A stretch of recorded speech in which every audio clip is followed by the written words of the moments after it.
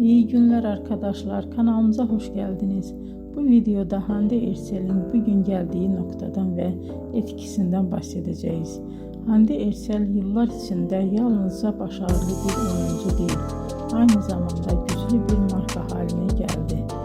Birçok moda ve kozmetik markasıyla çalıştı ve uluslararası kampanyalarda yer aldı. Bugün o Türkiye'nin en çok konuşulan ve en çok takip edilen oyuncularından biri. Güzelliği, oyunculuğu ve ekran karizması sayesinde geniş bir hayran kitlesine sahip.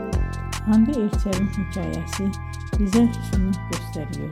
Bazen küçük bir şehirde başlayan bir hayal doğru adımlar ve çok çalışmayla dünya çapında bir başarıya dönüşebilir. Bugünkü videomuzun sonuna geldik. İzlediğiniz için teşekkür ederim. Kanalı takip etmeyi unutmayın ve bir sonraki videoda görüşmek üzere. Hoşça kalın.